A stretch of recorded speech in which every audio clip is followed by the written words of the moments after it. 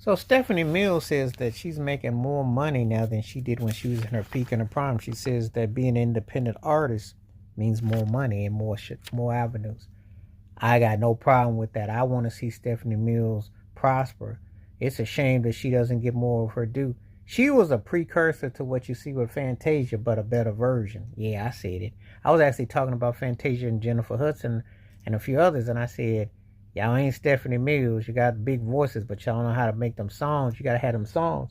And Stephanie Mills had them, but the imagery and the politics of the business, which does add up, and you see it all the time. But Stephanie Mills was definitely holding her own in the late 70s, early 80s. She worked with James Antoomey and Reggie Lucas.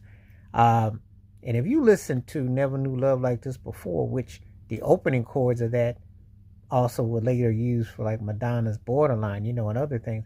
But Stephanie Mills wasn't getting that pop love. She wasn't getting that crossover love. She was an R&B Wonder Woman, but she could never get quite that love.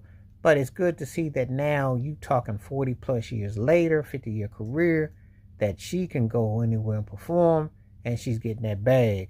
Because the thing about it is she says, hey, I can make more money now than I did when I was in my peak and prime because these record labels, why would you do that? Says I could sell 50,000 records and I can make some change. You got to be smart. You get so tired of hearing artists, especially black artists, saying the same old song. Stop getting hustle, stop getting pimp, stop putting yourself on that pole that you don't want to go on. You have to take control over your career and do those things that make common sense. Don't get caught up trying to just, go through the motions. You have to actually, do what makes sense. Because often than not, yes, the labels can't wait to take advantage of you. They live for that. They want to. They got no love for you. So it's important that you do your due diligence and you make sure that you take care of yourself as an artist.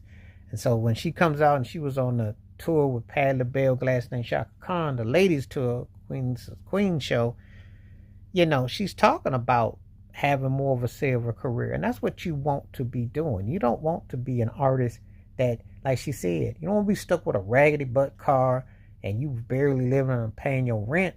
You can get your bag, you can get straight, you come correct. Because the industry, the bad deals are past and the points, artists got to understand that, hey, it's short term. And the sad part is the artists who hit don't usually have the money, don't really have it like what you think.